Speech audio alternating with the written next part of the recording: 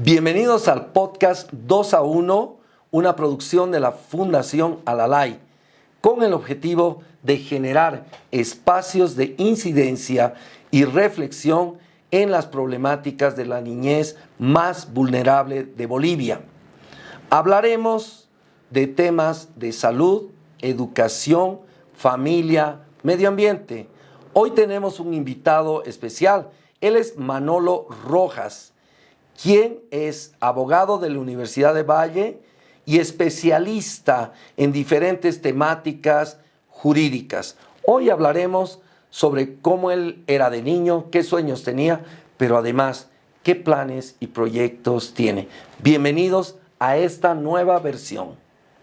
Hola, querida audiencia, es un placer volverme a presentar ante ustedes. Mi nombre es Yandy, estoy con mi compañera Camila, y es un placer a todos tenerlos acá otra vez en nuestro programa 2 a 1. En esta ocasión tenemos al candidato Manolo Rojas, es candidato uninominal de la C6. Un gusto. Bueno, muchísimas gracias por la invitación. Estos espacios que provoca Alalay, que los ha promovido de buena manera, son espacios muy importantes, porque todos los candidatos, inclusive, pues animo a decir los presidenciales, por la falta de tiempo y espacio, no han podido sentar bases claras sobre las propuestas que hoy traemos a este podcast, sobre el tema de la niñez y la adolescencia, aspecto que ha sido descuidado. Si bien tenemos nuevo Código Niño, Niña y Adolescente, en reglamentación tiene cosas muy ambiguas, poco claras. El trabajo infantil es algo que nos preocupa como partido PDC y hoy en este programa tan importante lo vamos a tratar. Súper, muchas gracias. La verdad es para nosotros es un honor tenerlo acá y gracias por el tiempo que se dio para responder estas preguntas que le vamos a hacer desde la niñez y adolescencia siempre. Pero queremos iniciar conociendo a usted de niño, cómo fue su infancia.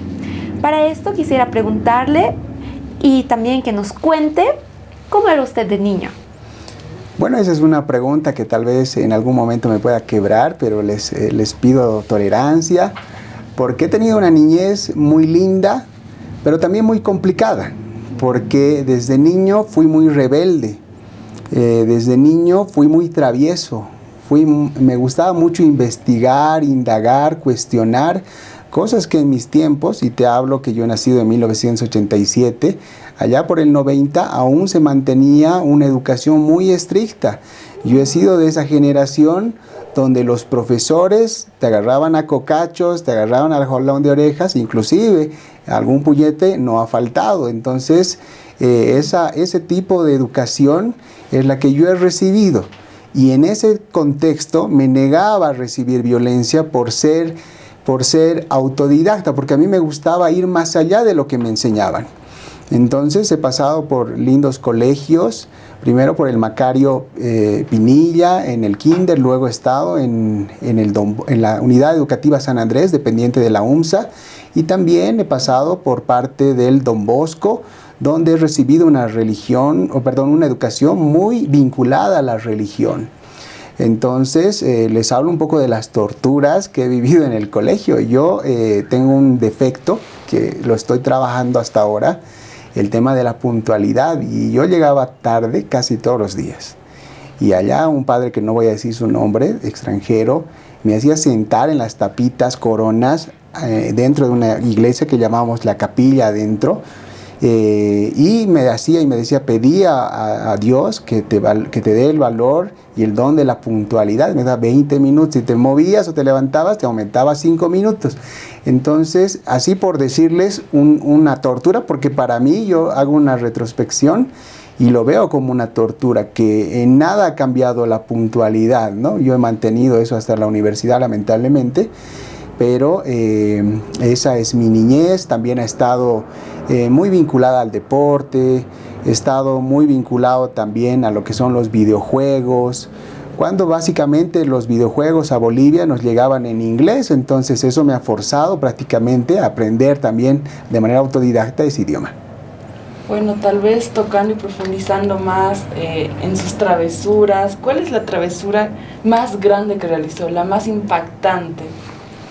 Bueno, la más impactante se produjo cuando yo estaba en quinto básico.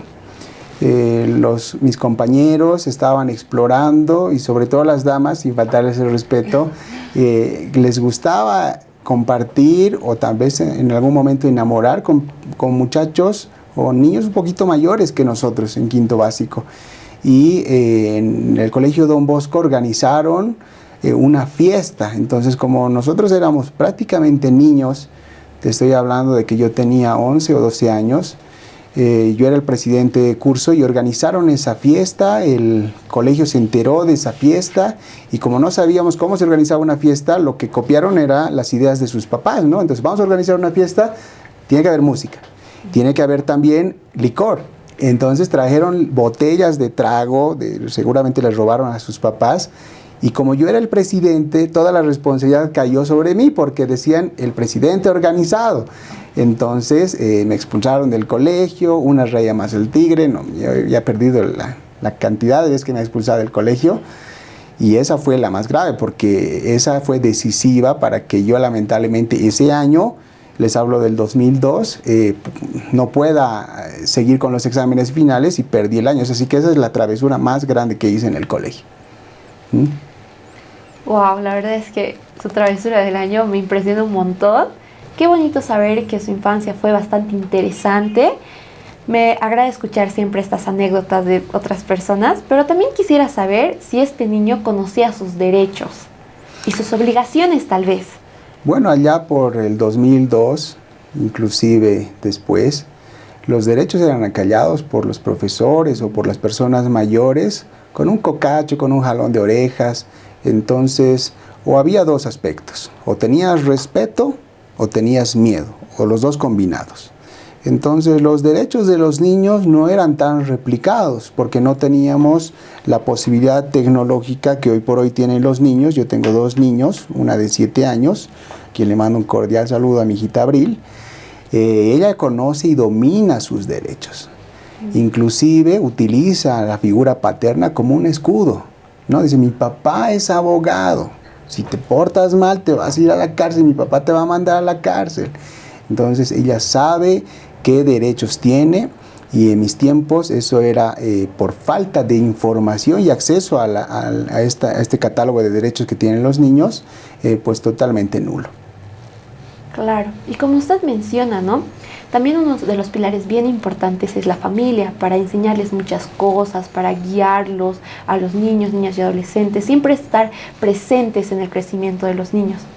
Es por eso que queríamos preguntarle qué medidas deberían implementar las autoridades para concientizar a la población sobre la importancia de la familia y la responsabilidad que tienen los padres.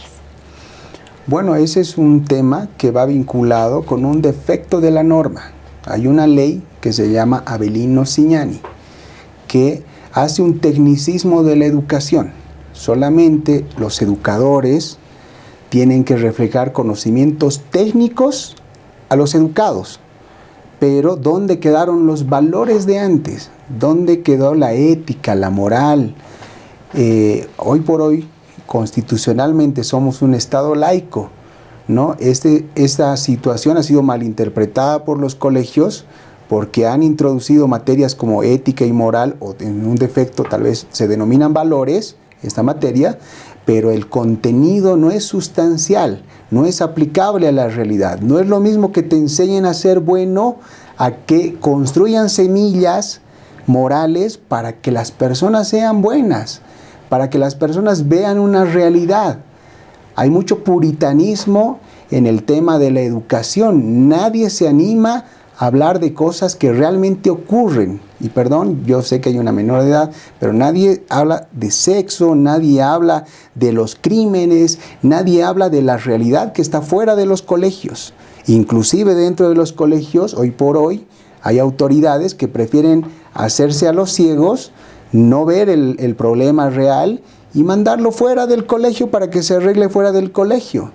Entonces, esos son aspectos que deben mejorar esa ley Avelino-Cignani. Por otro lado, las políticas de información no deben traducirse en un libertinaje que los niños lo asumen de esa manera. Voy a hacer lo que quiera, voy a destruir, voy a romper, voy a agredir a mi compañerito de curso porque tengo derechos y son inimputables, no se les puede indilgar la responsabilidad de un tipo penal. Entonces, cuando existen personas que no tienen papás, esa responsabilidad ¿a quién va? Por supuesto al Estado, porque están bajo esa protección, pero es nula, esa responsabilidad no existe. Entonces, debe ser esa política la que debe utilizarse. Bueno, sabemos que el tema de la educación es un tema complicado. No obstante, la educación es un pilar importante para el crecimiento y desarrollo de los niños y adolescentes. Por eso, en su opinión, ¿qué cambios estructurales deben hacerse en el sistema educativo para que los niños y adolescentes puedan acceder a una educación de calidad? Ya habiendo hablado de la modificación y reestructura de la ley Avelino Cignani, no hay que ser nacionalistas ni sensacionalistas con el nombre, una ley de la educación para los niños y niñas en Bolivia. Habiendo cambiado eso, hay que cambiar 3 pilares principales. Primero, fomentar la salud y el deporte. Y cuando digo fomentar, no se trata de sacar 2 afiches, sino de ser sólidos. Por eso Rodrigo Paz específicamente propone en el tema de salud el blockchain, que es un sistema internacional que mejoraría abismalmente el tema de salud. El segundo pilar, el tema de la educación propiamente, el contenido. Cuando alguien en el colegio, ustedes no me dejarán mentir, los profesores tienen una cierta inclinación, te cuentan la historia desde su perspectiva. Si ustedes salen a la República Hermana de Chile, o peor en Europa o en Estados Unidos, ellos te cuentan la historia. Y ya tú decides quién es el malo de la película, quién es el bueno de la película. Entonces, esos cimientos de la educación no deben estar adoctrinados, 0 adoctrinación. Y el tercer pilar para salir de esto es el tema de la capacitación técnica. Solamente salimos bachilleres en humanidades. Pocos colegios privados han introducido a la malla curricular el tema de los auxiliares técnicos o técnicos propiamente superiores. Eso es cuestión de otras academias. Entonces hay que introducir y ya hay que empezar a caminar. Si alguien es bueno para el deporte, que se dedique al deporte. Si alguien es bueno para la ciencia y así tal vez a la ciencia social. Entonces eso debe mejorar en el país. Súper, muchas gracias. También en un inicio nos contaba, ¿no?, que sus maestros o sus directores de sus unidades educativas eran un poco estrictos o rudos en el modo de cómo ustedes les enseñaban las cosas. Entonces, eso es violencia, queramos o no, realmente no está bien que eso les hagan a los niños y adolescentes. Entonces, nosotros como niños y adolescentes también nos preocupamos por esta temática de la violencia, porque muchos sufrimos abusos, maltratos en nuestras mismas casas, en nuestros círculos cercanos, en nuestros barrios. Entonces, ¿qué acciones concretas deben tomar tanto los municipios como el gobierno central para erradicar la violencia y garantizar que los niños, niñas y adolescentes puedan vivir en un entorno seguro? Bueno, en realidad al respecto hay una propuesta muy clara. Se llama intervención del Estado. En zonas centrales, como hoy nos encontramos en la ciudad, en el centro, hay un índice bajo. Pero ¿saben dónde hay el mayor índice de violencia contra los niños? Donde no hay intervención del Estado. En las laderas, en los lugares donde la policía tarda como media hora en llegar, 1 hora en llegar, en lugares que son herméticamente cerrados. Antes habían conventos, habían unidades educativas de convenio, donde el Estado, la policía tenía miedo a entrar. Entonces ahí también son focos donde la violencia se va proliferando. Entonces la intervención del Estado debe ser a todos los niveles. Debe buscarse un sistema, sobre todo la policía constitucionalmente está llamada para garantizar y hacer respetar los derechos de todos los ciudadanos, pero también de los niños y adolescentes de manera preferente. Entonces estos policías que no se abarcan en la ciudad deben multiplicarse para poder abarcar todos estos focos que están fuera del alcance del Estado. Solo así, cambiando la policía, cambiando la normativa y ampliando, identificando la problemática de la falta de intervención del Estado, vamos a erradicar en gran modo la violencia. La violencia es una situación de Estado y es urgente. Los casos de infanticidio que se han visto son alarmantes respecto a nuestros países vecinos y eso no puede ocurrir más en nuestro país. Bueno, tal vez cambiando un poco, tal vez moviendo el tema, como niños, niñas, adolescentes tenemos y podemos salir a divertirnos, podemos ir a jugar a los parques y para eso necesitamos tener una buena salud, estar sanitos, fuertes y sanos. Entonces muchas veces los niños, niñas, adolescentes no pueden acceder fácil a los sistemas de salud, bueno, a los hospitales o a los lugares donde los atienden. No hay un fácil acceso. Entonces, ¿cómo pueden las políticas públicas mejorar la atención de los centros de salud para los niños, niñas y adolescentes? En realidad, la propuesta del PDC es ingresar al blockchain.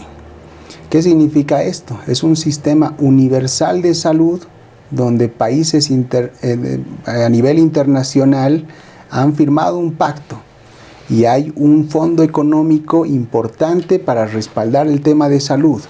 Si nosotros tenemos el privilegio y la posibilidad de viajar a un país extranjero firmante del blockchain, si nos enfermamos, ellos ya van a saber a través de un sistema integrado qué vacunas tenemos, qué lesiones tenemos, a qué somos alérgicos y vamos a recibir la primera calidad de salud a nivel mundial. Y lo propio pasaría acá en Bolivia. Si vienen ellos a visitarnos y se enferman o se accidentan, tendrían ese servicio. Eso es una falta de gestión. En estos 20 años hemos ignorado al blockchain, aspecto que debe cambiar justamente para fortalecer. Porque hoy por hoy tenemos el seguro universal. Desde que nacemos podemos registrarnos a este SUS, pero lamentablemente no es suficiente. Porque te enfermas, paracetamol, diclofenaco, aspectos que no curan el fondo. La medicina general es muy superflua y no identificamos ni prevenimos enfermedades. Estamos ante un brote de sarampión increíble. En ningún país de Latinoamérica este efecto del sarampión se ha reproducido de esta manera. Gracias a Dios, la mortandad en esta última pandemia o endemia que ha habido en Bolivia no se ha llevado a ningún niño hasta lo que yo conozco. En este último año, pero eso no puede ocurrir. Hay una falta de intervención del Estado respecto a la salud pública. Entonces yo quisiera hacerle una pregunta súper pequeña y quisiera que nos comente si sabe qué es un comité de niños, niñas y adolescentes. Yo lo entiendo como una forma de organización vigilada de manera puntual por personas adultas, pero una organización propia de personas que son menores de edad. Vale decir, desde 5 años hasta los 17 años. Ustedes se organizan, hacen solicitudes como comité al Estado, ya sea al órgano legislativo o al ejecutivo, llevan ideas y propuestas claras. Y esto es algo muy saludable porque solamente ustedes pueden hablarnos de la realidad que están viviendo coyunturalmente en este gobierno que va de venir. Genial, la verdad es que su respuesta está muy acertada. Un comité de niños, niñas y adolescentes es la máxima instancia de representación de los mismos, ¿no? De los niños, niñas y adolescentes, dependiendo al sector donde están. Hay tanto comité municipal, departamental y un plurinacional. Entonces estos niños representan según donde vivan y van escalando. Estos comités se crean democráticamente y participativamente para que los niños también aprendan la democracia, la participación. Entonces estos espacios son muy buenos para que fomenten, ¿no?, la participación, aprendan de sus derechos y, como decía, poder presentar leyes, poder hacer, ir a supervisar qué se está haciendo por la niñez y adolescencia, porque eso está entre sus roles y funciones. A base de eso, ¿cómo impulsarían los espacios de participación de la niñez y adolescencia como los comités o gobiernos estudiantiles? Bueno, en realidad hay que darle las trascendencias, ¿no? Porque no puede ser que los comités hagan documentos claros, objetivos sobre una problemática y estos sean archivados o puestos en la fila de las problemáticas nacionales. Entonces, si ese es el problema, lo que tenemos que hacer es priorizar, porque la ley les da una prioridad y una protección reforzada. Eso dice la ley, pero la realidad no es así. Entonces hay que darle el realce. Este tema del comité primero requiere una socialización porque pocos lo conocen y esperamos que este podcast pueda llegar a todas las personas, inclusive a los niños, que conozcan de este aspecto y además que conocer que participen activamente. La democracia es bella en todas nuestras esferas, ya sean con ustedes como niños o jóvenes o adolescentes, pero también esa democracia que ustedes van a forjar y formar en estos comités se va a llevar el día de mañana a las elecciones del 2030, 35 y así. Bueno, sabemos que también, como usted ya dijo, tal vez como niños y adolescentes tenemos la oportunidad de participar, podemos y debemos, tenemos la oportunidad y podemos hacerlo. Entonces también uno de los temas que ha estado tomando mucha relevancia y que como niños y adolescentes les damos la debida importancia es lo que sería el tema del medio ambiente.